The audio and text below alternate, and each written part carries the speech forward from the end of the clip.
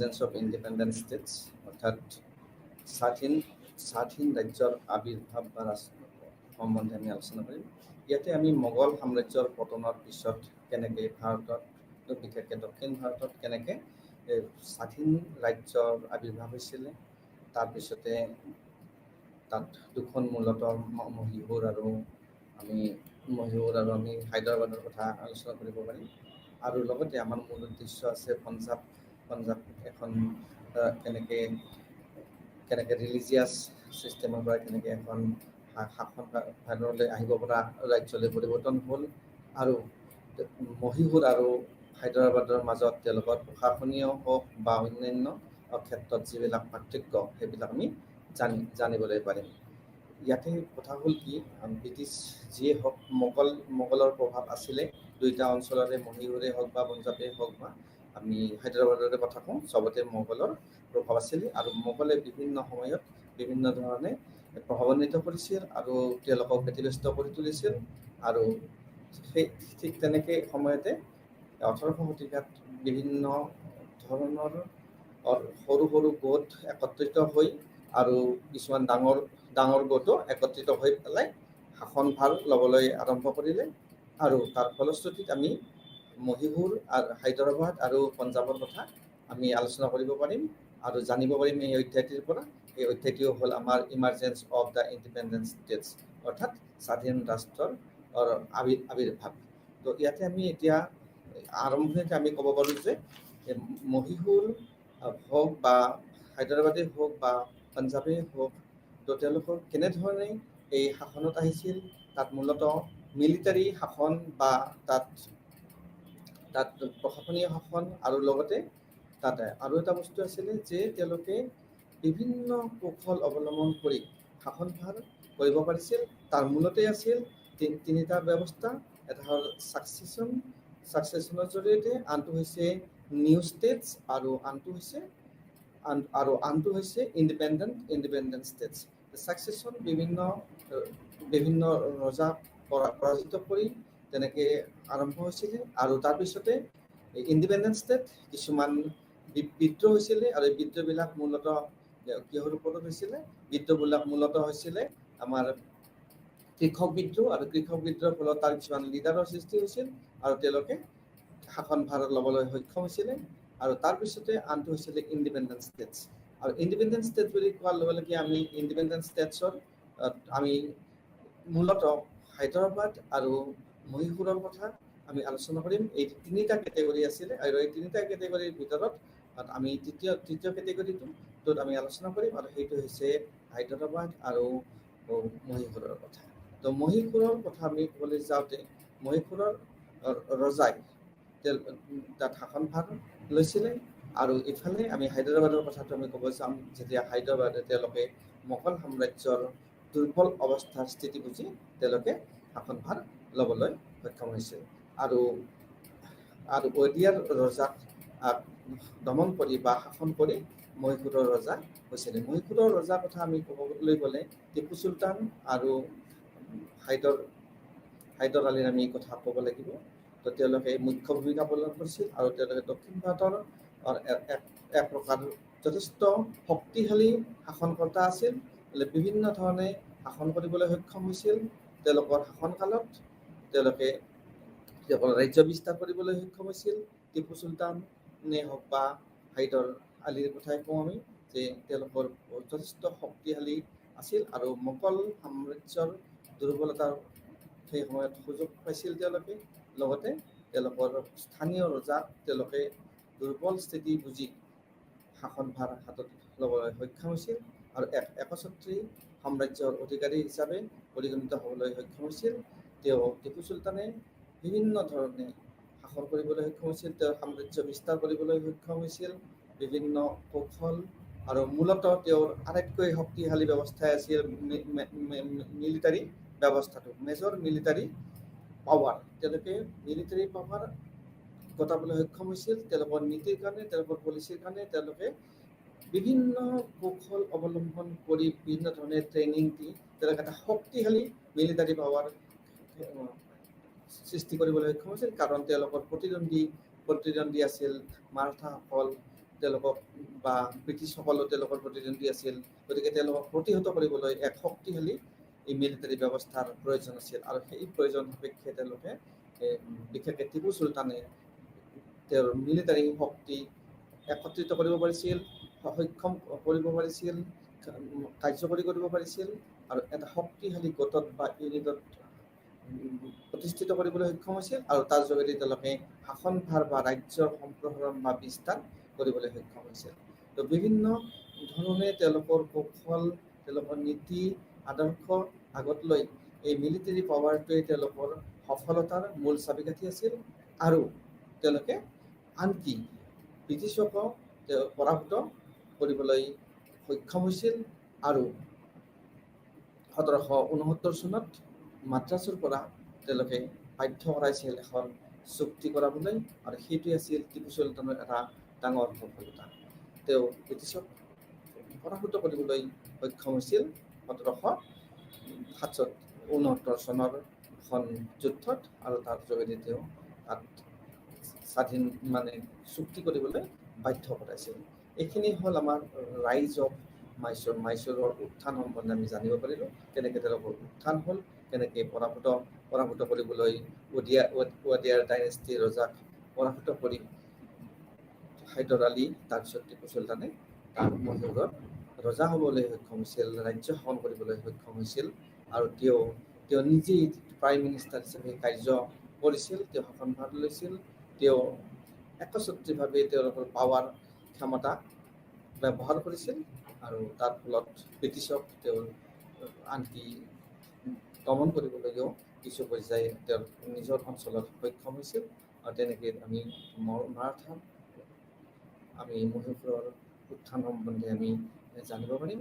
তাৰপিছতে তেওঁলোকে ৱাৰ যুদ্ধ আৰু মিলিটাৰীজেশ্যনত মাইচুৰৰ যিটো ভূমিকা, কেনেকৈ তেওঁলোকে যুদ্ধত অৱতীৰ্ণ হৈছিল বা তেওঁলোকে কেনেকৈ তেওঁলোকৰ মিলিটাৰী পাৱাৰ বৃদ্ধি কৰিবলৈ সক্ষম হৈছিল আৰু আমি তাৰ কথা জানিবলৈ গ'লে আমি বিজয়নগৰৰ কথা নিশ্চয়কৈ আলোচনা কৰিব লাগিব, কাৰণ বিজয়নগৰতে প্ৰথমতে ফায়াৰ আৰ্মছৰ ব্যৱস্থা হৈছিলে আৰু তেওঁলোকে ফায়াৰ আৰ্মছ লৈ পেলাই যুদ্ধ কৰিবলৈ সক্ষম হৈছিল আৰু এইটোৱে তেওঁলোকৰ এটা সাংঘাতিক ধৰণৰ কণ্ট্ৰল ব্যৱস্থা আছিল, যাৰ যোগেদি তেওঁলোকে যুদ্ধ কৰিব পাৰিছিল বা আনক তেওঁলোকৰ দলত অধীনত বা বহতীয়া কৰিবলৈ সক্ষম হৈছিল। তো এইটো আছিল বিজয়নগৰৰ কাহিনী। তো তাৰপিছত আমি লোকেল চিফছ, যে স্থানীয় কিছুমান মুখ্য মানুহ থাকে আৰু সেই মুখ্য মানুহবিলাকৰ যোগেদি তেওঁলোকে শাসনভাৰ ল'বলৈ সক্ষম হৈছিল, কাৰণ প্ৰত্যেক অঞ্চলতে মুখীয়াই হওক বা তাৰ জমিনদাৰেই হওক বা অন্যান্য বিভিন্ন ধৰণৰ একোটা গোট থাকে আৰু তেওঁলোকৰ অধীনত বিভিন্ন মানুহ থাকে আৰু তেনেকৈ প্ৰশাসন চলোৱা হয় আৰু এই গোটৰ এই যিটো চিফ বুলি কৈছোঁ আমি, এই চিফৰ অধীনত বিভিন্ন ধৰণৰ মানুহ থাকে আৰু তেওঁলোকে এই যিটো আমি চিফৰ কথা আমি আলোচনা কৰিব লৈছোঁ, এই চিফবিলাকে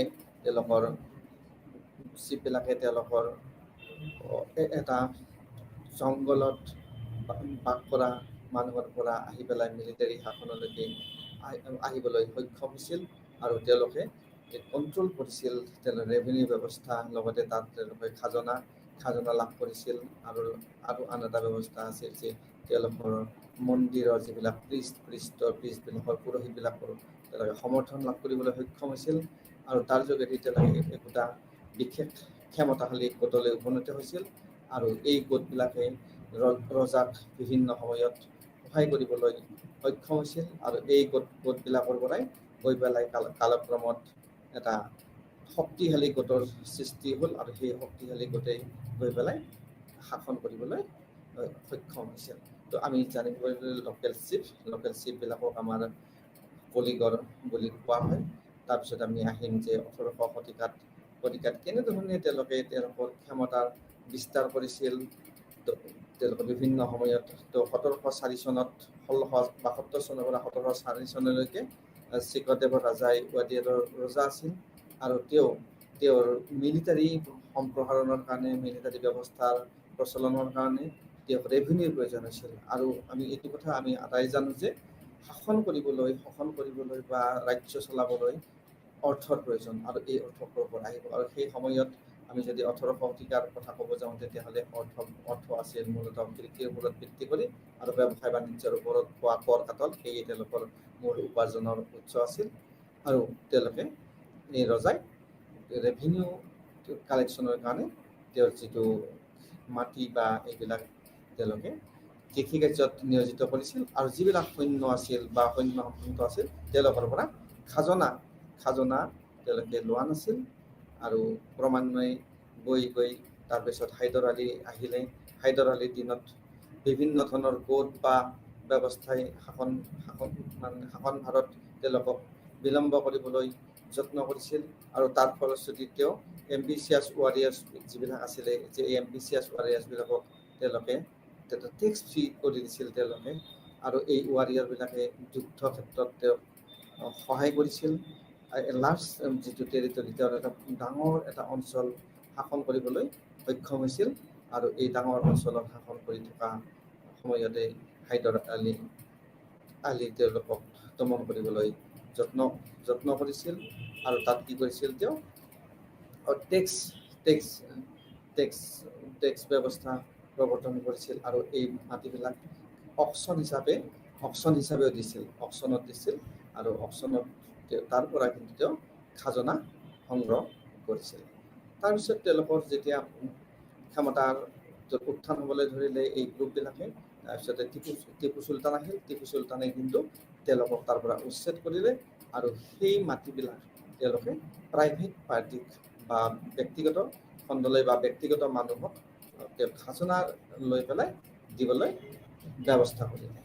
আৰু তেওঁলোকৰ যিটো ক্ষমতা কৰ্তন কৰা হ'ল, কাৰণ তেওঁলোকে শাসন কৰাৰ ক্ষেত্ৰত কিছুমান অসুবিধাৰ সৃষ্টি কৰিব পাৰে বুলি ভাবি টিপু চুলতানে তেওঁলোকক আৰু ইণ্ডিভিজুৱেল বা কিছুমান গভমেণ্ট সেইসকল মাটিবিলাক কৃষিৰ কাৰণে দিয়া হ'ল।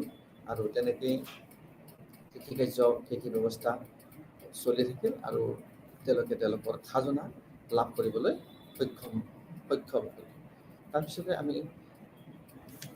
আমি আগবাঢ়িম যে অকল টিপু চুলতানে যে খাজনা বা হাইদৰ আলী বা টিপু চুলতানে যে অকল খাজনাতে ব্যস্ত আছিল তেনেকুৱা নহয়। তেওঁলোকে মিলিটাৰী শক্তি অধিক শক্তিশালী কৰিবৰ কাৰণে, মিলিটাৰী পাৱাৰ অধিক শক্তিশালী কৰাৰ কাৰণে তেওঁলোকৰ সৈনিকক ট্ৰেইনিং দিবৰ কাৰণে ফ্ৰান্সৰ পৰা তেওঁলোকে প্ৰশিক্ষক আনিছিল। ফ্ৰান্সৰ সৈনিক তাত ভৰ্তি কৰাইছিল যাতে বিভিন্ন ধৰণে কৌশল অৱলম্বন কৰি তেওঁৰ ৰাজ্য বিস্তাৰত বা বিভিন্ন শত্ৰুক তেওঁ প্ৰতিহত কৰিব পাৰে। তাৰ কাৰণে বিভিন্ন ধৰণৰ ব্যৱস্থা কৰিছিল। আৰু ফ্ৰান্সৰ টুৰ আছিল ফ্ৰান্সৰ জেনেৰেল আৰু তেওঁৰ নেতৃত্বত ভাৰতত টিপু চুলতানৰ সাম্ৰাজ্যত অৰ্থাৎ মহীশূৰ অঞ্চলত তেওঁ সৈন্যবিলাকক ট্ৰেইনিং দিবৰ কাৰণে, সৈন্য বুলি কোৱাৰ লগে লগে ইনফেণ্ট্ৰি আৰু আৰ্টিলাৰী আছিলে। আৰু এই পদাতিক আৰু অস্ত্ৰধাৰী যিবিলাক সৈন্য আছিল তেওঁলোকৰ কৌশল অৱলম্বন কৰাত বা যুদ্ধ ক্ষেত্ৰত শক্তিশালী স্থিতি অৱলম্বন কৰাৰ ক্ষেত্ৰত বিভিন্ন ধৰণৰ ট্ৰেইনিঙৰ ব্যৱস্থা কৰিছিল, প্ৰশিক্ষণৰ ব্যৱস্থা কৰিছিল, যাতে তেওঁলোকে যুদ্ধত অৱতীৰ্ণ হ'লে পিছুকি নাহে আৰু যুদ্ধত জয় হ'বলৈ সক্ষম হয়। কাৰণ সেই সময়ত হাইদৰ আলীৰ পিছতে টিপু চুলতানে তেওঁৰ সাম্ৰাজ্য বিস্তাৰ কৰিবলৈ সক্ষম হৈছিল আৰু তেওঁৰ সাম্ৰাজ্য বিস্তাৰৰ লালসা অধিক আছিল। গতিকে তেওঁৰ সামৰিক শক্তি আগৰ পৰাও শক্তিশালী আছিল আৰু বহুত শক্তিশালী কৰাৰ কাৰণে আনকি ফ্ৰান্সৰ পৰাও সৈন্য ভৰ্তি কৰাইছিল তেওঁৰ সৈন্য বাহিনীত। আৰু ফ্ৰান্সৰ জেনেৰেল ডিলা তেওঁলোকে তেওঁৰ পৰা পৰামৰ্শ ল'বলৈ সক্ষম হৈছিল আৰু তেনেকৈ তেওঁ মিলিটাৰী পাৱাৰ বৃদ্ধি কৰিবলৈ যত্ন কৰিছিল। এতিয়া আমি যদি আহোঁ তাৰ পিছৰ পইণ্টলৈ এডমিনিষ্ট্ৰেশ্যনত আহিছোঁ যে মহীশূৰৰ প্ৰশাসন কেনেকুৱা আছিল। তো মহীশূৰৰ প্ৰশাসনত তেওঁলোকে যিটো টেকনিক কৌশল গোটেইখিনি তেওঁলোকে একত্ৰিত কৰিবলৈ সক্ষম হৈছিল তেওঁলোকৰ প্ৰশাসনত। আৰু গোটেইখিনি আয়ত্ত কৰি লৈ তেওঁলোকৰ সামৰিক কৌশলেই হওক বা অন্যান্য কৌশলেই হওক বা অৰ্থনৈতিক কৌশলেই হওক একত্ৰিত কৰিবলৈ সক্ষম হৈছিল এডমিনিষ্ট্ৰেশ্যন। আৰু ইয়ে তেওঁলোকক বিশেষভাৱে প্ৰভাৱান্বিত কৰিবলৈ সক্ষম হৈছিল। ইয়াত কথা এটাই আছিল যে মিলিটাৰী আৰু ৰেভিনিউৰ কথা আছিলে, মিলিটাৰীৰ কথা আছিলে, কাৰণ মিলিটাৰী শক্তিশালী হ'ব লাগিব আৰু ৰেভিনিউ সংগ্ৰহ হ'ব লাগিব। যদি মিলিটাৰী শক্তিশালী নহয় তেতিয়াহ'লে তেওঁ ৰাজ্য পতন নিশ্চিত হ'ব, আৰু সেইটো চলাবৰ কাৰণে তেওঁ কিহৰ প্ৰয়োজন হৈছিল? ৰেভিনিউৰ প্ৰয়োজন হৈছিল, খাজনাৰ প্ৰয়োজন হৈছিল। আৰু তেওঁ 18টা ডিপাৰ্টমেণ্ট, যিটো প্ৰশাসনীয় ডিপাৰ্টমেণ্ট, তেওঁ নিজৰ অধীনলৈ আনিবলৈ সক্ষম হৈছিল। তাৰ ভিতৰত মিলিটাৰী আছিল, ৰেভিনিউ আছিল, আৰু আমি যিটো তথ্য আৰু প্ৰযুক্তিৰ কথা কওঁ, প্ৰযুক্তি নহয় তথ্যৰ কথা আমি কওঁ, সেইকেইটা আছিল। কাৰণ মিলিটাৰী আৰু ৰেভিনিউ আৰু তথ্য মূলতঃ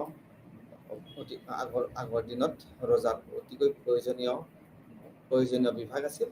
ৰেভিনিউ নহ'লে তেওঁলোকে প্ৰশাসন চলাব নোৱাৰে, আৰু প্ৰশাসন চলাবৰ কাৰণে তেওঁলোকক সৈন্যবাহিনীৰ প্ৰয়োজন হৈছিল, মিলিটাৰীৰ প্ৰয়োজন হৈছিল, আৰু তাৰ কাৰণে ইনফৰমেশ্যনৰ ব্যৱস্থা, যিটো যাতায়াতৰ মানে যোগাযোগ হওক, আমি সেইটো কথা আমি ক'ব পাৰোঁ। গতিকে 18টা বিভাগ, এডমিনিষ্ট্ৰেটিভ বিভাগ তেওঁ অধীনলৈ আনিবলৈ সক্ষম হৈছিল।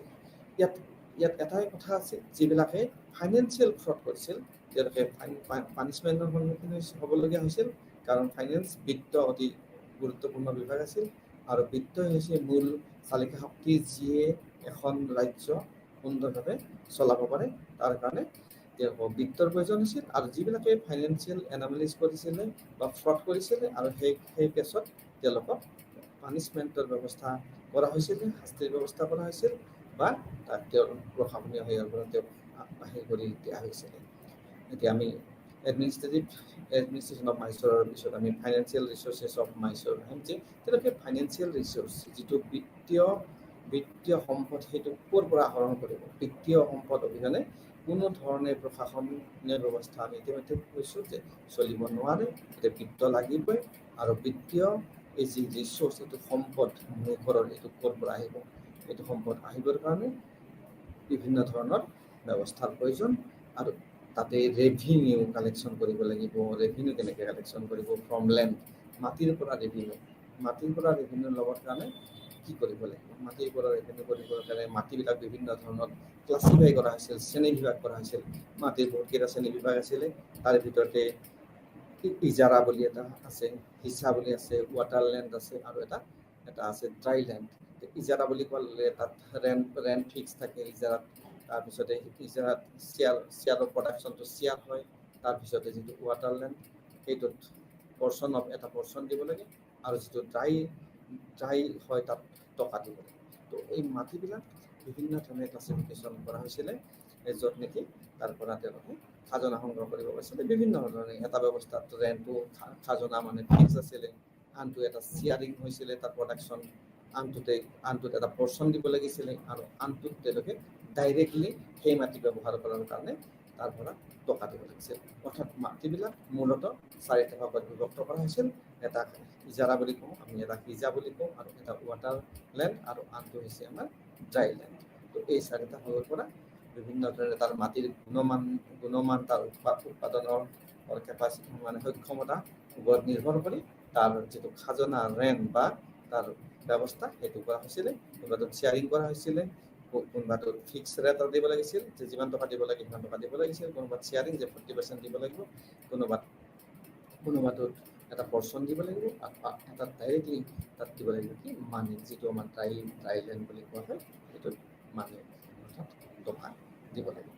তো তেনেকৈ তাত বিভিন্ন ধৰণৰ এডমিনিষ্ট্ৰেটিভ ব্যৱস্থা, কাৰণ কেনেকৈ তাত চাব লাগিব লেণ্ড ব্যৱস্থাটো পৰা ৰেভিনিউ কালেকশ্যন কৰিবৰ কাৰণে তাত কোনোবাই চাব লাগিব, তাৰ কাৰণে তাত ব্যৱস্থা আছিলে, আৰু তেওঁলোকে তাত চোৱা চিতা ব্যৱস্থা কৰিছিলে যে কি ধৰণে কিবিলাক মাটিৰ মেজাৰমেণ্ট কৰা হ'ব, তাৰ খাজনাৰ ব্যৱস্থা কৰা হ'ব, তাৰ গুণগত বা তাৰ মানদণ্ডৰ ওপৰত নিৰ্ভৰ কৰি খাজনাৰ পৰিমাণ নিৰ্ণয় কৰা হ'ব।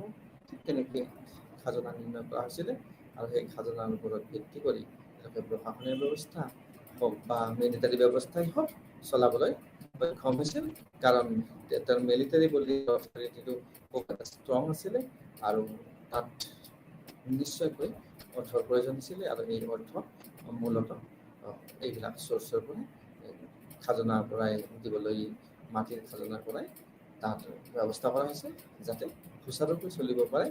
আৰু এইবিলাকেই তেওঁলোকৰ ফৰকাটলৰ মূল উৎস সেই সময়ত আছিলে। তাৰপিছত আমি বাণিজ্যৰ কথালৈকে আহিম। বাণিজ্যটো তেনেকৈ ব্যৱস্থা আছিলে। তাৰপিছতে যিবিলাক গিফটেড লেণ্ড আছে, গিফটেড লেণ্ডৰ পৰা এটা পৰ্যায়ৰ এটা পৰ্চনৰ খাজনা সংগ্ৰহ কৰাৰ ব্যৱস্থা আছিলে।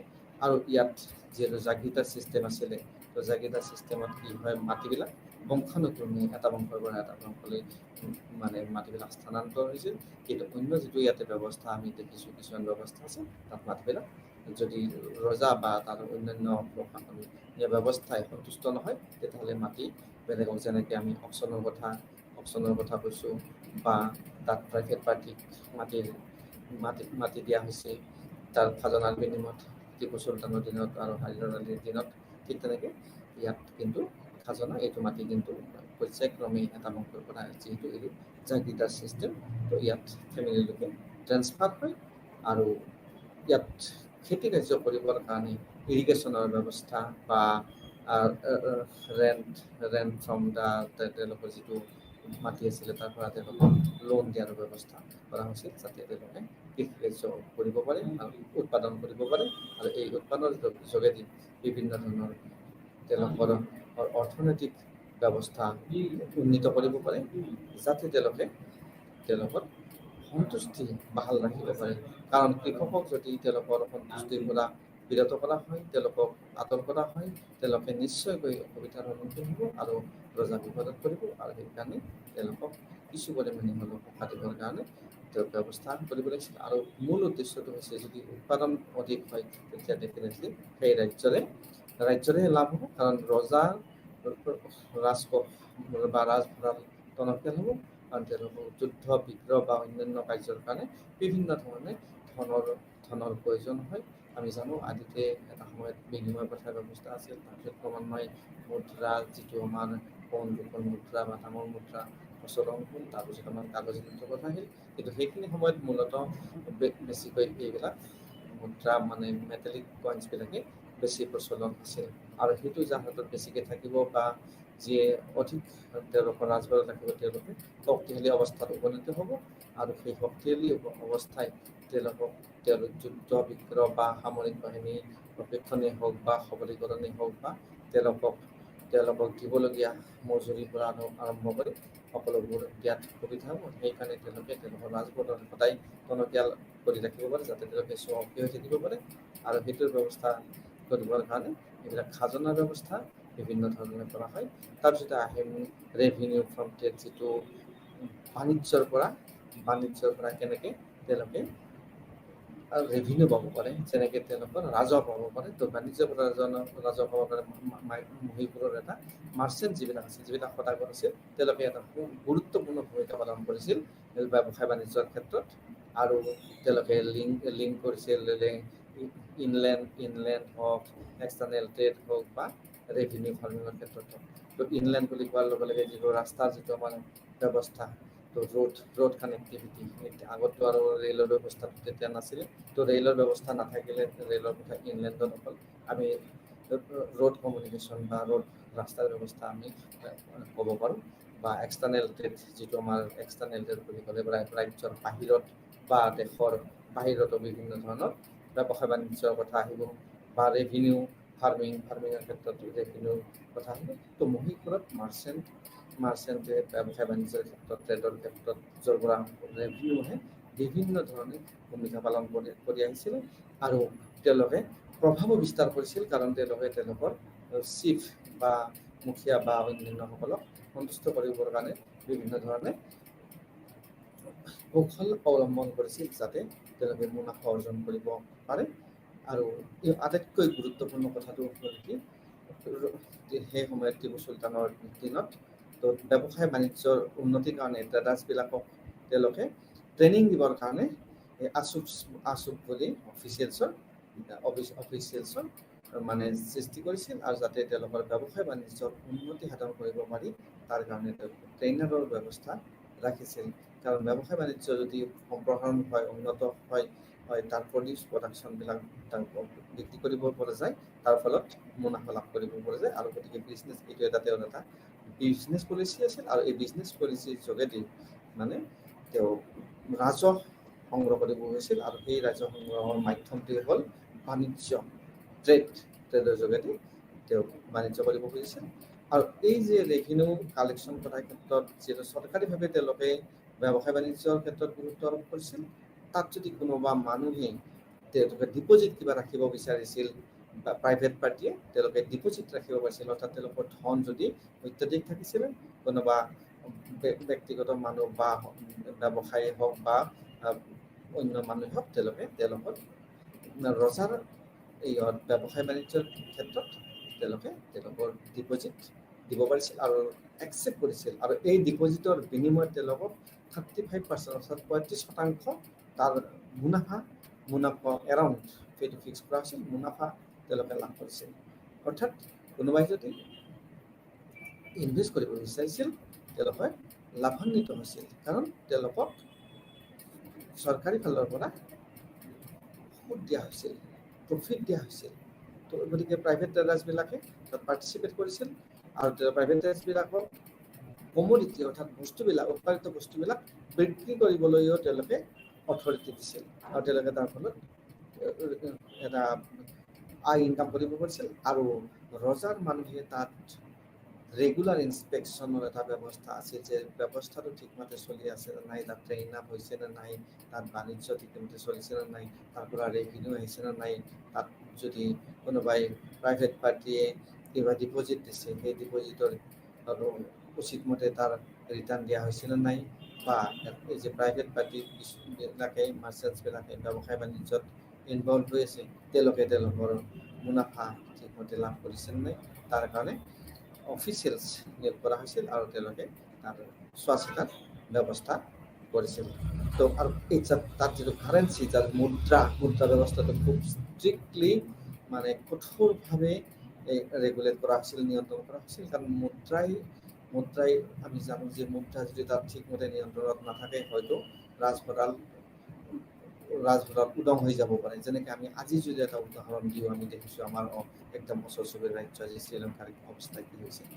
তেওঁলোকৰ ভুল নীতিৰ কাৰণে আজি এটা হাহাকাৰ পৰিস্থিতিৰ অৱস্থা হৈছে। ঠিক তেনেকৈ ৰজাৰ দিনতো তেওঁলোকে এইটোত সদায় সষ্টম আছিল আৰু তেওঁলোকৰ কাৰেঞ্চি যিটো মুদ্ৰা ব্যৱস্থা আছিল তেওঁ খুব কঠোৰভাৱে নিয়ন্ত্ৰণ কৰিছিল, যাতে তাৰ পৰা এপইচাও বিনা কাৰণত ওলাই যাব নোৱাৰে আৰু তেওঁলোকৰ সবল স্থিতিত উপনীত হ'ব পাৰে। আৰু সেইকাৰণে তেওঁলোকে আৰু যিবিলাক ৰেকৰ্ডছ তাত ৰখা হৈছিল ব্যৱসায় বাণিজ্যৰ ক্ষেত্ৰতে হওক বা আমি মাত্ৰ কৈছিলোঁ যে সুদৰ ক্ষেত্ৰতে হওক বা যি প্ৰাইভেট পাৰ্টিয়ে তাত পাৰ্টিচিপেট কৰিছিল ইনভেষ্টমেণ্টৰ ক্ষেত্ৰত, তেওঁলোকৰ ৰেকৰ্ড অৰ্থাৎ তেওঁলোকৰ তথ্যবিলাক ঠিকমতে নথিভুক্ত কৰাৰ কাৰণে যিবিলাক মানুহ নিয়োগ কৰা হৈছিল তেওঁলোকে সেইবিলাক ইনস্পেকশ্যন কৰিছিল, চাইছিলে যাতে সঠিকভাৱে তাত কাৰ্যকৰীকৰণ হৈছে নে নাই। ঠিক তেনেকৈ ব্যৱসায় বাণিজ্যৰ সম্প্ৰসাৰণ গৈয়ে আছিল। বিভিন্ন অঞ্চলত তাৰ সম্প্ৰসাৰণ হৈছিলে। ঠিক ব্ৰিটিছৰ লগতো ব্যৱসায় বাণিজ্য হৈছিলে আৰু তেনেকৈ সাগৰ বা অন্যান্য ব্যৱস্থাৰে তাৰ ট্ৰেড চলি থাকিছিলে। কিন্তু তেওঁলোকৰ কিছুমান অসুবিধাৰ ফলত ব্ৰিটিছৰ লগত তেওঁলোকে কিছুমান ৰেষ্ট্ৰিকশ্যন লগালে, যাতে এইটো বিজনেছ বন্ধ কৰিব পাৰি, যিটো বেন কৰিছিলে পৰ্টছৰ পৰা এক্সপৰ্ট কৰাৰ কাৰণে। কাৰণ আমি ইতিমধ্যে কৈছোঁ যে ব্যৱসায় বাণিজ্য তো ইনলেণ্ড হ'ব পাৰে বা এক্সটাৰ্নেল ট্ৰেড হ'ব পাৰে বা ৰেভিনিউ ফাৰ্মিঙৰ হ'ব পাৰে। তো সেইবিলাক মাৰ্চেণ্টসকলে ইনভলভ হৈছিলে আৰু 1885 তো ৰজাই ডিক্লেয়াৰ কৰিছিলে যে কিছুমান কেইটামান সামগ্ৰী বেন কৰিছিলে তেওঁ এক্সপৰ্টৰ ক্ষেত্ৰত। আৰু সেই সামগ্ৰীবিলাকৰ আমি যদি নাম বুজাওঁ, সেই সামগ্ৰীবিলাক আছিলে যিটো পেপাৰ, চেণ্ডেলউড, তাৰপিছতে আমাৰ কাৰ্ডামম মছলাজাতীয় সামগ্ৰী। আৰু 1788 চনত এই ট্ৰেড সম্পূৰ্ণভাৱে সেই সময়ত বেন কৰিছিল কিছুমান সামগ্ৰী, কিন্তু তাৰপিছত 1788 চনত আটাইবোৰ ব্যৱসায় বাণিজ্য ব্ৰিটিছৰ লগত বন্ধ কৰি দিয়া হৈছিল। কাৰণ সেই সময়ত আমি জানোৱেই তেওঁলোকে ব্ৰিটিছৰ যিটো ঔপনিৱেশিক পলিচি বা ঔপনিৱেশিক ব্যৱস্থা ইতিমধ্যে ভাৰতবৰ্ষত আৰম্ভ হৈ গৈছিল, কলনিয়েল ব্যৱস্থা। হ'লেও এই কিছুমান ৰাজ্যই তেওঁলোকৰ নিজৰ শক্তি সামৰ্থ্য প্ৰয়োগ কৰি তেওঁলোকে নিজৰ স্বাধীনচিতীয়াভাৱে, যিহেতু আমি ইমাৰ্জেঞ্চ অফ ইণ্ডিপেণ্ডেঞ্চ ষ্টেটৰ কথা কৈছোঁ, স্বাধীনচিতীয়াভাৱে তেওঁলোকে যৎপৰোনাস্তি চেষ্টা কৰিছিল তেওঁলোকৰ শাসন কাৰ্য চলাবলৈ, তেওঁলোকৰ ব্যৱসায় বাণিজ্য চলাবলৈ আৰু বিভিন্ন ধৰণে তেওঁলোকৰ কাৰ্যকলাপ আগবঢ়াই নিবলৈ যত্ন কৰিছিল। তো এনেকৈ টিপু চুলতান আৰু হাইদৰ আলীয়ে তেওঁলোকৰ ৰাজহ হওক বা তেওঁলোকৰ চিফ যিবিলাক আছিলে তেওঁলোকৰ পৰা শাসনভাৰত বিভিন্ন ধৰণে সহায় তেওঁলোকে লাভ কৰিছিলে।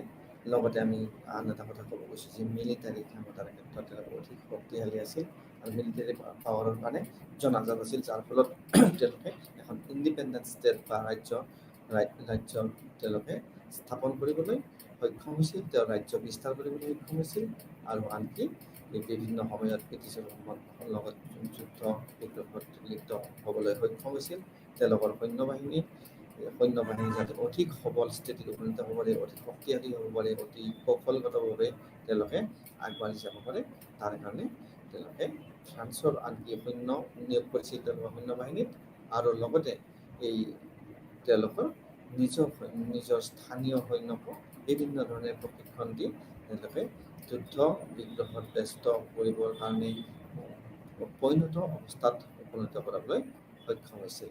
আৰু এইবিলাক পলিচিৰ কাৰণে যেনেকৈ আমি খাজনা মাটিৰ ৰেভিনিউ ছিষ্টেমৰ কথা ক'ব গৈছোঁ, তাত মাটিবিলাক মেজাৰমেণ্ট কৰা হৈছিল, এছেছ কৰা হৈছিল, মাটিৰ গুণগত দিশবিলাক চাই পেলাই আৰু সেই গুণগত দিশৰ ওপৰত নিৰ্ভৰ কৰি উন্নত মানদণ্ডৰ যিবিলাক মাটি আছিল তাত খাজনা বেলেগ ধৰণে নিৰ্ধাৰণ কৰিছিল। 4টা ভাগত আমি ভাগ কৰিছোঁ আৰু সেইবিলাকৰ যেনেকৈ ড্ৰাইলেণ্ডৰ কথা আমি কৈছোঁ, তাত মানিৰে কৰা হয়। ঠিক তেনেকৈ আমি ৱাটাৰলেণ্ডৰ কথা কৈছোঁ, য'ত নেকি এটা পৰ্চনৰ কথা আহে, তাৰপিছত ইজাৰাৰ কথা আহিছে, কিন্তু তাত য'ত নেকি এটা শ্বেয়াৰিঙৰ ব্যৱস্থা আছিলে। ঠিক তেনেকৈ বিভিন্ন ধৰণে খাজনা সংগ্ৰহ কৰিবলৈ সক্ষম হৈছিল আৰু ব্ৰিটিছৰ লগত তেওঁলোকৰ যিটো বাণিজ্য নীতি আমি ইতিমধ্যে ক'লোঁ যে এক্সটাৰ্নেল ট্ৰেড, যিটো মাৰ্চেণ্টসকল মহিপুৰৰ মাৰ্চেণ্টসকল বিশেষ ধৰণে প্ৰভাৱান্বিত কৰিছিল আৰু তেওঁলোকে যিটো ব্যৱসায় বাণিজ্য কৰিছিল, আন্তঃৰাষ্ট্ৰীয় ব্যৱসায় বাণিজ্য কৰিছিল। ব্ৰিটিছৰ এটা সময়ত ৰজাই বেন কৰিলে কিছুমান সামগ্ৰী তাত পঠোৱাৰ কাৰণে আৰু পৰ্যায়ক্ৰমে পৰৱৰ্তী সময়ত যিটো আমি 1788 চনত দেখিছোঁ যে কমপ্লিটলি তেওঁ ব্যৱসায় বাণিজ্য ব্ৰিটিছৰ লগত বন্ধ কৰি দিলে, অৰ্থাৎ ইংলেণ্ডৰ লগত ব্যৱসায় বাণিজ্য বন্ধ কৰি দিলে। তাত বিভিন্ন কাৰণ আছিল, কাৰণ তেওঁলোকৰ যিটো অগ্ৰাসন নীতি বা বিভিন্ন ধৰণে শোষণ নীতি, তাৰ ফলত হয়তো লাভৱান হোৱা নাছিল আৰু তাৰ ফলত ব্যৱসায় বাণিজ্য বন্ধ কৰি দিবলৈ যত্ন কৰিবলৈ বাধ্য হৈছিল। তো আমি এতিয়া মণিপুৰৰ কথা আমি আলোচনা কৰিলোঁ ইতিমধ্যে। এতিয়া আমি হায়দৰাবাদৰ কথা পাতিম এখন ইণ্ডিপেণ্ডেণ্ট ষ্টেট হিচাপে।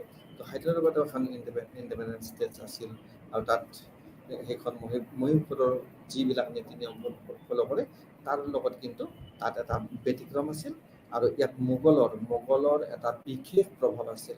মোগল শাসনৰ বিশেষ প্ৰভাৱ আছিল আৰু ঢাকাৰ সুবেদাৰ মোগল এম্পায়াৰৰ যিটো সুবেদাৰ ঢাকা কি কৰিছিলে হায়দৰাবাদৰ লগত পষ্টেড কৰিছিল সুবেদাৰক। তো তেওঁলোকে ক্ৰমান্বয়ে তেওঁলোকৰ শক্তি যেতিয়া লাহে লাহে মোগল সাম্ৰাজ্যৰ শক্তি কমিবলৈ আৰম্ভ কৰিলে, তাৰপিছত ইয়াত আমাৰ নিজাম আছফ জাহ আছিলে প্ৰথম এপইণ্টেড সুবেদাৰ আৰু তেওঁ মোগল এম্পায়াৰৰ 1713 চনত তেওঁ সুবেদাৰ হিচাপে মোগল এম্পায়াৰে নিয়োগ কৰিছিলে আৰু তেওঁ পষ্টেড হৈছিল হায়দৰাবাদত আৰু তেওঁ আছিলে নিজাম আছফ জাহ, তেওঁ প্ৰথম এপইণ্টেড কৰিছিলে। তো তেওঁ মোগল সাম্ৰাজ্যৰ তেওঁ শাসনকৰ্তা হিচাপে হায়দৰাবাদত তেওঁ শাসন কৰিছিল। তো ক্ৰমান্বয়ে যিটো মোগলৰ লাহে লাহে তাত প্ৰভাৱ বিস্তাৰ লাহে লাহে কমিব ধৰিছে, তাৰপিছতে আমাৰ শাসনভাৰ বেলেগ অঞ্চললৈ ক্ৰমান্বয়ে যোৱা পৰিলক্ষিত হৈছে। আৰু সুবেদাৰৰ ঢাকাত সদায় হায়দৰাবাদত পষ্টিং কৰা হৈছিলে আৰু আৰ্লিয়াৰ কিন্তু মোগলৰ ইনফ্লুৱেঞ্চ বহুত বেছি আছিল হায়দৰাবাদত আৰু মূলতে মোগলৰ বহুত প্ৰভাৱ আছিলে আৰু ক্ৰমান্বয়ে তাৰ প্ৰভাৱ কমিবলৈ ধৰিলে। ঠিক তেনেকৈ হায়দৰাবাদৰ নিজাম আছফ জাহ এপইণ্ট কৰা হৈছিল আৰু তেওঁ 1713 চনত তেওঁক এপইণ্ট কৰা হৈছিলে আৰু ছাবচিকুৱেণ্টলি তেওঁ পৰ্যায়ক্ৰমে কি কৰিছিলে, তেওঁ নিজৰ মানুহক তাত পষ্টেড কৰিছিলে। তেওঁৰ সুবিধা বুজি তেওঁ নিজৰ মানুহক তাত তাত ব্যৱস্থা কৰিছিলে, এপইণ্টমেণ্টৰ ব্যৱস্থা কৰিছিলে, তেওঁৰ চাৰ্জৰ ব্যৱস্থা, মানে তেওঁ শাসনভাৰ দায়িত্ব অৰ্পণ কৰিছিলে, চাৰ্জ দিছিলে। তাৰপিছতে আহিম আমি এতিয়া ৱেলফেয়াৰ এণ্ড আৰ্মি। ৱেলফেয়াৰ আৰু আৰ্মি, তো ইয়াতে যি যুদ্ধৰ কথা আহিব, ইয়াতে জাগিদাৰী হোল্ডিঙৰ কথা আহিব, এক্সিষ্টিং জাগিদাৰী হোল্ডিঙৰ কথা আহিব। তো ইয়াতে নবলছবিলাক আছিলে, ইয়াতে সামন্ত মানে নবলবিলাক আছিলে, হায়দৰাবাদৰ নবলবিলাক আছিলে। তেওঁলোকে কেনেধৰণে এই নিজামক আৰু এই কেছ তাৰ পৰা হায়দৰাবাদৰ নিজামক কেছবিলাক কেনেকৈ আৰ্মিক হওক বা তেওঁলোকৰ প্ৰশাসনক হওক, মিলিটাৰী হওক, তাৰ পৰা ৰাজপথৰ পৰা তেওঁলোকৰ চেলাৰী হিচাপে দিছিলে। আৰু লাহে লাহে তাত মহিলাসকলৰ প্ৰশাসন ব্যৱস্থা এনেকৈ আগবাঢ়ি থাকিল। আৰু ফাইনেন্সিয়েল ব্যৱস্থাটো তেওঁলোকে তাতো কিন্তু ৰাজহৰ ব্যৱস্থাই আছিল। আৰু ৰাজহ ব্যৱস্থাটো কিন্তু ইয়াত লেণ্ড ৰেভিনিউ চিষ্টেম আছিল, যিটো আগত আমাৰ ইণ্টাৰমিডিয়েৰী ব্যৱস্থা আমি দেখিছোঁ, যিটো মহিলাৰ ক্ষেত্ৰত দেখিছোঁ। ইয়াত কিন্তু ব্যতিক্ৰম দেখিছোঁ। ইয়াত কিন্তু আমি ইণ্টাৰমিডিয়েৰীবিলাক থাকিছিলে আৰু তেওঁলোকে কি কৰিছিলে, খাজনা সংগ্ৰহ কৰাত ব্যস্ত হৈছিলে। আৰু এই খাজনাৰ যোগেদি তেওঁলোকৰ ৰাজ্য চলাবলৈ সক্ষম হৈছিলে। ইয়াত ইণ্টাৰমিডিয়েৰী অৰ্থাৎ মধ্যভোগী ব্যৱস্থা আছিল, য'ত নেকি আমি মধ্যভোগী ব্যৱস্থা দেখা নাই। তো তাত টিপু চুলতানৰ দিনতে হওক বা হায়দৰ আলীৰ দিনতে হওক, হায়দৰ হুছেইনৰ দিনতে হওক, তেওঁলোকে বেলেগ ব্যৱস্থা তাত ডাইৰেক্টলি খাজনা সংগ্ৰহৰ ব্যৱস্থা কৰিছিলে। কাৰণ তাত ক্লাছিফিকেশ্যন অফ লেণ্ডটো বেলেগ ধৰণে কৰিছিল আৰু ফিক্স তাত ৰেট কৰিছিলে। ইয়াত কিন্তু ইণ্টাৰমিডিয়েট মধ্যভোগীৰ ব্যৱস্থা আছিল। ইয়াত এলাও কৰা হৈছিল, ইয়াত অনুমতি দিয়া হৈছিল। তেওঁলোকৰ যোগেদি তেওঁলোকে খাজনা সংগ্ৰহ কৰিবলৈ সক্ষম হৈছিল। আৰু ইজাৰা ব্যৱস্থা আছিলে, য'ত নেকি ফাৰ্মিং লেণ্ডৰ পৰা মানে যিটো ৰাজহ সেইটো সংগ্ৰহ কৰিবলৈ সক্ষম হৈছিল। আৰু পেচপুচ বুলি জমিনদাৰী এটা ব্যৱস্থা আছিল, আৰু তাৰ পৰাও তেওঁলোকে ৰাজহ সংগ্ৰহ কৰিছিল। কিন্তু পেচপুচ ব্যৱস্থা যিটো জমিনদাৰী ব্যৱস্থা আছিল, তাত লেণ্ডৰ এছেছমেণ্ট নহৈছিলে।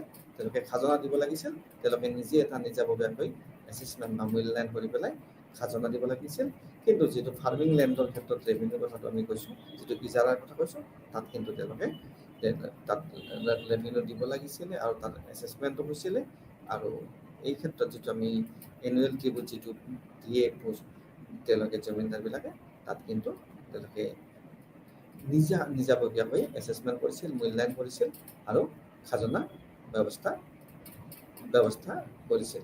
আৰু এনেধৰণে তেওঁলোকে মহীশূৰৰ পৰা গৈ পেলাই আমি এতিয়া হায়দৰাবাদৰ শাসন ব্যৱস্থাৰ কথা কৈছোঁ। হায়দৰাবাদতো তেনেকৈ তাত প্ৰয়োজনীয় যিটো ৰাজহ বা কৰ কাটৰ যিটো সংগ্ৰহ কৰা হৈছিল, আৰু সেইটোৰ যোগেদি তেওঁলোকৰ প্ৰশাসনিক ব্যৱস্থাই হওক বা অন্য মিলিটাৰী ব্যৱস্থাই হওক বা অন্যান্য শাসন ব্যৱস্থাই হওক, সেইটো চলিবলৈ সক্ষম হৈছিল।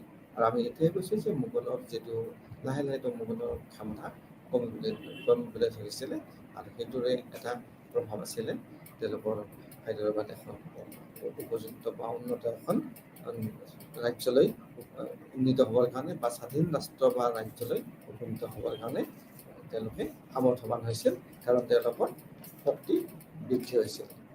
আৰু তাৰপিছতে ৰেভিনিউ কালেকশ্যন, ভিলেজৰ বিভিন্ন অঞ্চলৰ পৰা ৰেভিনিউ কালেকশ্যন হৈছিল। কিন্তু ইয়াতে এটা কথা হ'ল কি, যিটো ৰেভিনিউ পাব লাগিছিল সেই যিটো ৰেভিনিউ পাব লাগিছিল, সেই ৰেভিনিউটো নাপাইছিল। নোপোৱাৰ কাৰণটোৱে আছিল কি, তাত এছেছমেণ্ট, তাত যিটো মধ্যভোগী আছিল, তেওঁলোকে সঠিকভাৱে তাৰ যিটো খাজনা দিব লাগিছিল, সেইটো খাজনা নিদিছিল।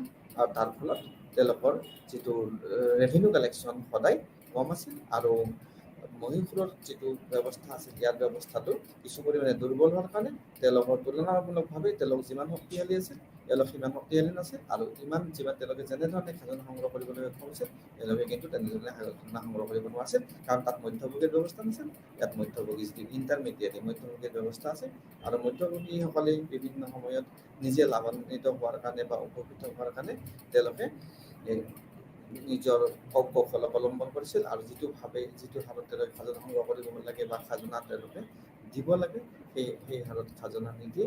তাৰ ফলত কি হয়, যিটো এটা এষ্টিমেট থাকে, তাৰ তুলনাত খাজনাবিলাক কম পায় তেওঁলোকে। আৰু তাতে যেতিয়া প্ৰভিন্সবিলাকত ছাৰ্ভে কৰা হয় বা তাত ব্যৱস্থা কৰা হয় বা তাত হেড কিছুমান নিয়োজিত প্ৰভিন্সিয়েলে হেড নিয়োগ কৰা হয় ছাৰ্ভে কৰাৰ কাৰণে। তো তেওঁলোকে ছাৰ্ভে কৰি দেখে যে তাত খাজনা যিটো হাৰত পাব লাগিছিলে সেইটো হাৰত খাজনা হোৱা নাই, আৰু এই খাজনাই তেওঁলোকক অধিক ক্ষতিৰ সন্মুখীন কৰে, কাৰণ খাজনা তেওঁলোকৰ মূল উৎস আছিল, আয়ৰ উৎস আছিল খাজনা, আৰু মধ্যভোগী থকাৰ কাৰণে, ইণ্টাৰমিডিয়েট থকাৰ কাৰণে তেওঁলোকৰ খাজনাৰ পৰিমাণ যিটো পাব লাগে সেইটো তেওঁলোকে নাপাইছিল। আৰু ইয়াতে কিন্তু এটা ব্যৱস্থা আছিল যে তেওঁলোকৰ যিবিলাক কাল্টিভেটৰ্ছ আছিল, কৃষক আছিল, তেওঁলোকে কিন্তু লোন পাইছিলে তেওঁলোকৰ কৃষিকাৰ্য চলাই নিবৰ কাৰণে, কাৰণ তেওঁলোকৰ কৃষিকাৰ্য অধিক সুফলভাৱে চলিবৰ কাৰণে বা উৎপাদন বৃদ্ধি কৰিবৰ কাৰণে তেওঁলোকক অৰ্থৰ প্ৰয়োজন হৈছিল, আৰু তেওঁলোকক কিন্তু তাত লোনৰ ব্যৱস্থা কৰিছিলে। আৰু হেড যিবিলাক আছিলে তেওঁলোকে ছাৰ্ভে কৰিছিলে, আৰু তেওঁলোকৰ এই যিবিলাক লোন পলিচি এই লোন ব্যৱস্থাই এই কৃষকসকলক তেওঁলোকৰ এডমিনিষ্ট্ৰেশ্যনৰ ক্ষেত্ৰত কিছু পৰিমাণে সহায় কৰিছিল। তেনেকৈ আমি এতিয়া যদি পেট্ৰনছ আৰু ক্লায়েণ্টৰ কথালৈকে আহোঁ, হায়দৰাবাদত পেট্ৰনছ আৰু ক্লায়েণ্ট যে নিজামী এটা মেইনলি নিজামী আছিল পেট্ৰন, আৰু তেওঁলোকৰ যিবিলাক নবুল আছিল বা তেওঁলোকৰ আশে পাশে থকা অফিচিয়েলছ আছিল সেইবিলাকে আছিলে পেট্ৰন। তাৰপিছতে ক্লায়েণ্ট বুলি যদি আমি ক'ব যাওঁ, তেওঁলোকৰ পাৱাৰ যথেষ্ট শক্তিশালী আছিল, আৰু তেওঁলোকে ৱেল্থ যিটো অৰ্থ বা সম্পদ আহৰণৰ ক্ষেত্ৰত বিভিন্ন ধৰণে কৌশল অৱলম্বন কৰিছিল, আৰু তেওঁলোকৰ যিটো মিলিটাৰী স্কিলটো অতিকৈ গুৰুত্বপূৰ্ণ আছিল, আৰু যিবিলাকৰ মিলিটাৰী স্কিল অতি আছিল তেওঁলোকে বিভিন্ন পদবীত অৱতীৰ্ণ হ'ব পাৰিছিল, আৰু তেওঁলোকৰ নিজৰ স্থান উন্নীত কৰিবলৈ সক্ষম হৈছিল। তাৰপিছতে আমি এই পেট্ৰন এণ্ড ক্লায়েণ্টছৰ লগতে আমি মাৰ্কেটছৰ কথা ক'ব যে তেওঁলোক মাৰ্কেটছবিলাক হ'ল ইণ্টাৰমিডিয়েটছ আছিল, মানে এজেণ্টছ আছিলে তাৰ মাজত, নিজামৰ মাজত আছিলে, তাৰপিছত নবুলৰ লগত আছিলে, তাৰপিছত আৰু এক্সটাৰ্নেল যিবিলাক মানে বাহিৰৰ শক্তি আছিল তেওঁলোকৰ লগত তেওঁ এজেণ্ট হিচাপে কাম কৰিছিল, আৰু এই এজেণ্ট হিচাপে কাম কৰাৰ ফলত তেওঁ এই পেট্ৰনবিলাকৰ পৰা বিভিন্ন ধৰণৰ সা সুবিধা লাভ কৰিবলৈ সক্ষম হৈছিল, আৰু তেনেকৈ হায়দৰাবাদৰ শাসন ব্যৱস্থাত যিটো এটা ক্লায়েণ্ট আৰু পেট্ৰনৰ এটা সম্পৰ্ক আছিল সেইটো উন্নীত হৈছিল, আৰু তাত থকা যিটো পেট্ৰনবিলাক এটা যিবিলাক আমি নিজামৰ কথা আমি ক'ব যাওঁ, তেওঁলোকৰ পৰা দিহা পৰামৰ্শ আৰু যোগাযোগকাৰী হিচাপে তেওঁলোকে কাম কৰিছিল। তাৰপিছত আমি লোকেল চিপলৈকে আহিম। এতিয়া ইয়াতে যিটো স্থানীয় মানে মুখ্য ভূমিকা পালন কৰা মানুহ আছে, কিছুমান মানে বংশানুক্ৰমে ইয়াত যিহেতু আমি কৈছোঁৱে যে ইয়াত জাগিদাৰী ব্যৱস্থা আছে, তো তেওঁলোকে নিজৰ কণ্ট্ৰলত ৰাখিব পাৰিছিল, তেওঁলোকে ইনহেৰিটেড লেণ্ডবিলাক তেওঁলোকক বংশানুক্ৰমে লাভ কৰিবলৈ সক্ষম হৈছিল, আৰু তেওঁলোকৰ নিজৰ কাৰ্যক্ৰম চলাই গৈছিল। তেওঁ বিশেষ ধৰণৰ প্ৰভাৱ বিস্তাৰ নকৰিছিলে, আৰু প্ৰয়োজন হ'লে তেওঁলোকৰ যেতিয়া প্ৰয়োজন হৈছিলে তেওঁলোকৰ প্ৰশাসনক বা তেওঁলোকৰ ওপৰ মহলৰ লগত তেওঁলোকে যোগাযোগ ৰাখিছিল, অন্যথা তেওঁলোকে নিজৰ কামৰ লগত সম্পৰ্ক ৰাখি কাম কৰিবলৈ চলাই গৈছিল এই যিবিলাক লোকেল চিপছ আছিল। আৰু তাৰপিছত আমি ফাইনেন্সিয়েল আৰু মিলিটাৰী গ্ৰুপ, যিটো বিত্তীয় আৰু যিটো আমি মিলিটাৰী গ্ৰুপৰ কথা কওঁ, গোটৰ কথা কওঁ, তো তাত বেংকাৰ্ছ থাকিছিলে, তাত মানি লেণ্ডাৰ্ছ থাকিছিলে, মিলিটাৰী কামাণ্ডাৰ্ছ থাকিছিলে, আৰু মূলতঃ এই যে বেংকাৰ্ছ বা মানি লেণ্ডাৰ এইবিলাক আছিলে মাৰোৱাৰীসকল আৰু আগৰৱাল যিটো কমিউনিটিছ মানুহবিলাক আছিল, আৰু আৰব আৰু আফগানবিলাকে মূলতঃ মিলিটাৰী সেইৰ ক্ষেত্ৰত সহযোগিতা আগবঢ়াইছিল।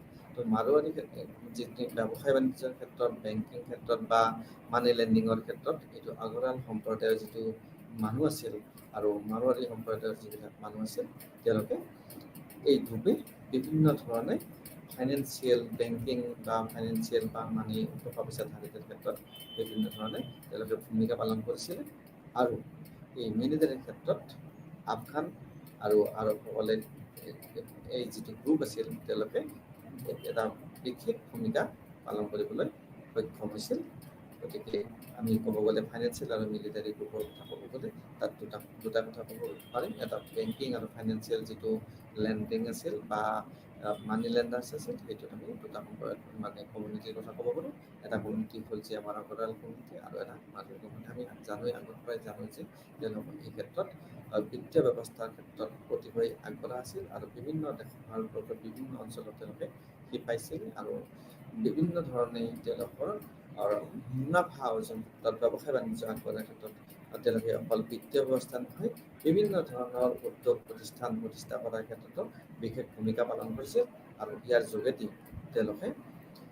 তেওঁলোকৰ যিটো উদ্দেশ্য, যিটো প্ৰফিট, মেইন মটিভটো আছিল প্ৰফিট, আৰু প্ৰফিট কেনেকৈ অৰ্জন কৰিব পাৰি, তেওঁলোকে তাৰ কাৰণে যথেষ্ট পৰিমাণে কৌশল অৱলম্বন কৰিছিল। আৰু বিভিন্ন সময়ত বিভিন্ন ৰজাৰ লগতে হওক বা বিভিন্ন অঞ্চলতে হওক তেওঁলোকে সোমাই পৰিছিল।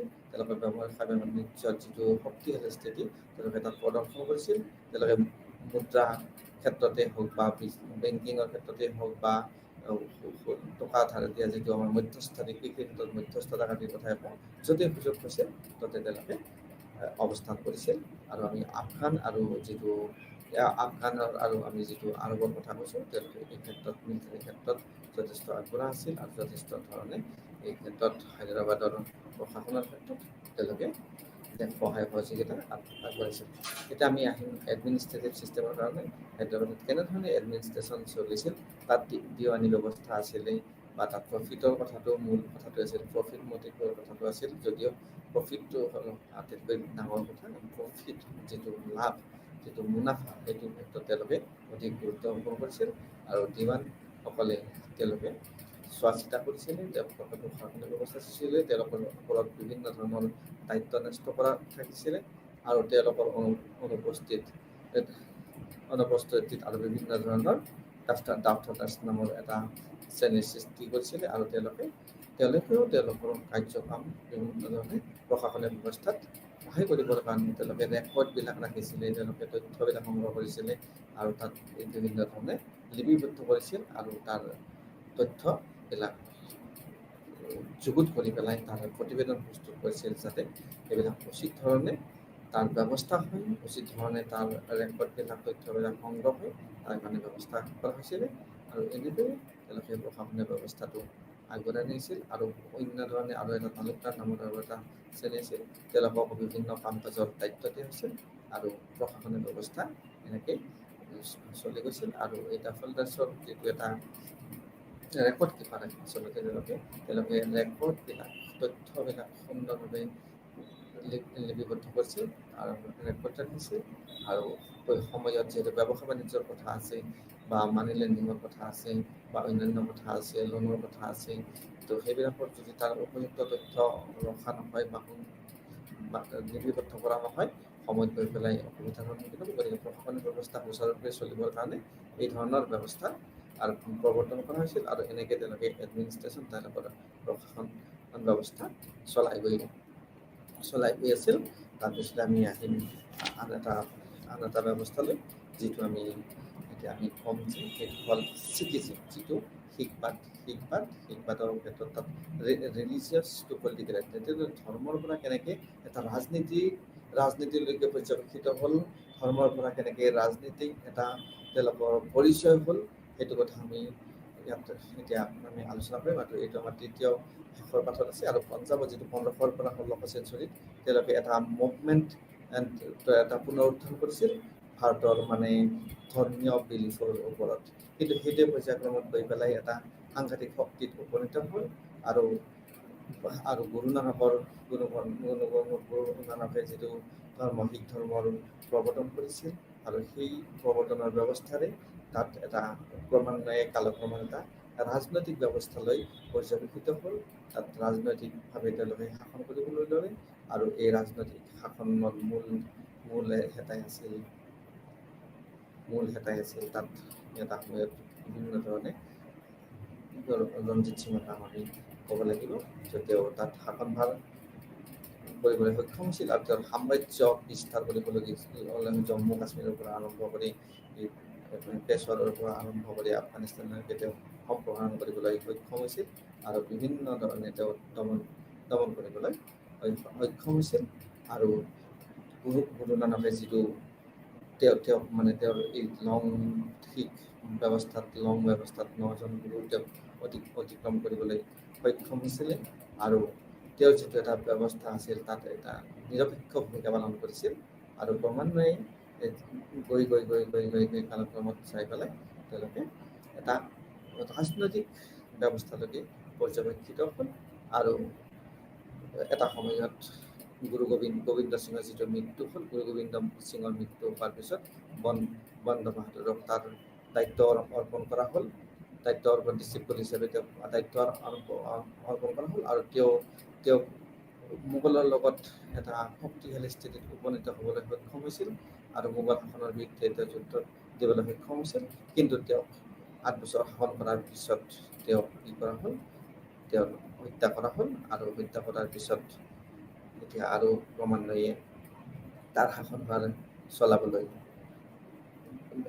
দৰকাৰ হ'ল আৰু এই যে যিটো আমি পাঞ্জাৱৰ শিখিজিমৰ কথা কৈছোঁ যে শিখিজিমৰ উত্থানৰ মূলতে আছিল যে অন্যান্য শক্তি মোগল শক্তি দুৰ্বল হোৱা আৰু যিটো আমাৰ আফগান শক্তিয়েও তেওঁলোকক বিভিন্ন ধৰণে এটা সময়ত সহায় কৰিছিল আৰু পিছত যিটো এটা ব্যৱস্থা হ'ল যে তেওঁলোকৰ শাসনভাৰ আহমদ শ্বাহ আফগানিৰ যেতিয়া ডেথ হ'ল, যে মৃত্যু হ'ল, আহমদ শ্বাহ আফগানিৰ মৃত্যুৰ পিছত তেওঁলোকে কিছু পৰিমাণে হ'লেও তেওঁলোকে দুৰ্বল হ'ল আৰু ক্ৰমান্বয়ে তাৰ স্থানীয় যিবিলাক গোট আছিল সেই গোটবিলাক একত্ৰিত হ'ল আৰু সেই একত্ৰিত হৈ পেলাই তেওঁলোকে তেওঁলোকৰ বৈশাখী আৰু দিৱালী ফেষ্টিভেলত তেওঁলোকে একত্ৰিত অৰ্গেনাইজ হৈ পেলাই তেওঁলোকৰ চিন্তা চৰ্চা আগবঢ়ালে আৰু তাৰ ফলত কিছু পৰিমাণে তেওঁলোকে শাসনভাৰ ল'বলৈ সক্ষম হ'ল। তাৰপিছত ক্ৰমান্বয়ে আৰু যেতিয়াই এইবিলাক স্থানীয় ব্যৱস্থাবিলাকৰ দুৰ্বল স্থিতিত উপনীত হ'ল তেতিয়াই ইয়াৰ শাসন ল'বলৈ সক্ষম হ'ল আৰু শাসনভাৰ আগবঢ়াই নিবলৈ সক্ষম হ'ল আৰু পাঞ্জাৱৰ যিটো স্থিতি তাৰ বহুত দূৰলৈকে আগবঢ়াই নিবলৈ সক্ষম হ'ল আৰু ৰঞ্জিত সিঙৰ নেতৃত্বত শাসনভাৰ বহুত দূৰলৈকে আগবাঢ়ি গ'ল আৰু ক্ৰমান্বয়ে তেওঁ সেই দুৰ্বলতাৰ সুযোগ লৈ তেওঁলোকৰ গোটৰ মাজৰ পৰাই এটা শক্তিশালী স্থিতিত উপনীত হ'বলৈ সক্ষম হ'ল আৰু এনেকৈ যে শিখ ৰাজ্যত এটা উত্থান হ'বলৈ আৰম্ভ কৰিলে 1800 খ্ৰীষ্টাব্দত আৰু তেওঁলোকে সাম্ৰাজ্য বিস্তাৰৰ ক্ষেত্ৰত কোনো ধৰণৰ মানে প্ৰতিকূল কৰা নাছিল আৰু যথেষ্ট যত্ন কৰিছিল আৰু ৰঞ্জিত সিঙে তেওঁৰ মাত্ৰ 12 বছৰ বয়সতে তেওঁ শাসনভাৰ ল'বলৈ সক্ষম হৈছিল আৰু এই 12 বছৰ বয়সত তেওঁ শাসনভাৰ লৈ অৱশ্যে সেই সময়ত তেওঁ কেইটামান অঞ্চলক লৈহে তেওঁ শাসনভাৰ চলাবলৈ সক্ষম হৈছিল, কিন্তু ক্ৰমান্বয়ে তেওঁৰ সংযোগ বাঢ়িল অন্যান্য ৰাজ্যৰ লগত তেওঁ শাসন কৰিবলৈ সক্ষম হ'ল। বিভিন্ন ৰাজ্য তেওঁৰ অধীনলৈ আনিবলৈ সক্ষম হ'ল আৰু মই ইতিমধ্যে কৈছোঁ যে তেওঁ কাশ্মীৰৰ পৰা জম্মুৰ পৰা আৰম্ভ কৰি তেওঁ লাহোৰলৈকে তেওঁৰ সাম্ৰাজ্য বিস্তাৰ কৰিবলৈ সক্ষম হৈছিল আৰু তাৰ মূলতে আছিল তেওঁৰ অতি বিচক্ষণ আৰু দক্ষ প্ৰশাসনিক ব্যৱস্থা, সামৰিক ব্যৱস্থা আৰু তাৰ যোগেদি তেওঁ অধিক উন্নতি সাধন কৰিবলৈ সক্ষম হৈছিল আৰু সাম্ৰাজ্য বিস্তাৰ কৰিবলৈ সক্ষম হৈছিল আৰু এনেকৈ সাম্ৰাজ্য তেওঁ আগবঢ়াই লৈ যাবলৈ সক্ষম হৈছিল।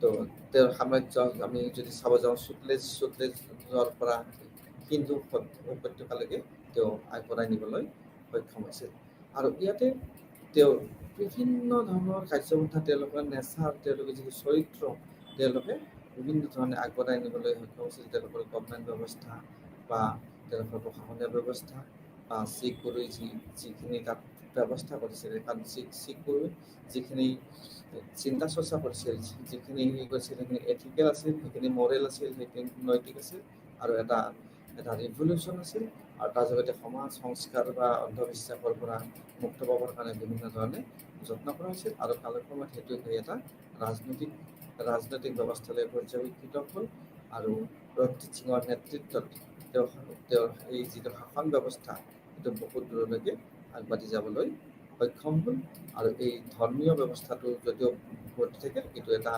জাষ্টিফাইড এটা যুক্তিসন্মতভাৱে তাক বৰ্তাই ৰখা হ'ল আৰু তেওঁলোকৰ শাসনভাৰ আগবঢ়াই নিবলৈ সক্ষম হ'ল। তো আমি ইয়াত এতিয়া ক'ব পাৰোঁ যে আমি তিনিটা ব্যৱস্থাৰ বিষয়ে আলোচনা কৰিলোঁ। এটা মহীশূৰৰ শাসন ব্যৱস্থা ইণ্ডিপেণ্ডেণ্ট ষ্টেট হিচাপে, এটা হায়দৰাবাদৰ কথা আহিলে, আৰু শিখ ইজিমৰ পৰা কেনেকৈ তেওঁলোকে এটা পলিটিকেল ব্যৱস্থালৈকে পৰ্যবেক্ষিত হ'ল, আমি সেই বিষয়ে আমি জানিব পাৰিলোঁ। এতিয়া কথা হ'ল ইয়াত আমি খাজনাৰ কথা বিশেষ ধৰণে আলোচনা কৰা হোৱা নাই, কিন্তু হায়দৰাবাদ আৰু আমি মহীশূৰৰ ক্ষেত্ৰত তাত খাজনাৰ ক্ষেত্ৰত মাটিৰ ৰেভিনিউ বা মিলিটাৰী ব্যৱস্থা বা বিভিন্ন চ'ৰ্চ বা উৎসৰ বিষয়ে আমি তাত আলোচনা কৰিছোঁ, আৰু তাৰ পৰা আমি জানিব পাৰিছোঁ যে তেওঁলোকে কেনেধৰণে তেওঁলোকৰ শাসনভাৰ আগবঢ়াই নিবৰ কাৰণে, তেওঁলোকৰ শক্তিশালী স্থিতিত উপনীত হোৱাৰ কাৰণে কেনেধৰণে ৰাজহ সংগ্ৰহ কৰিবলৈ সক্ষম হৈছিল। আৰু তাৰপিছতে পাঞ্জাৱৰ এই যি শাসন ব্যৱস্থাৰ কথা আমি ক'বলৈ গৈছোঁ, ৰঞ্জিত সিঙৰ নেতৃত্বত যিখিনি আগবাঢ়ি গৈছিলে, তাৰপিছত গুৰু নানকে যিখিনি ব্যৱস্থা প্ৰৱৰ্তন কৰিছিল, তেওঁ এটা ছেকুলাৰ ব্যৱস্থাৰে আগবাঢ়িছিল।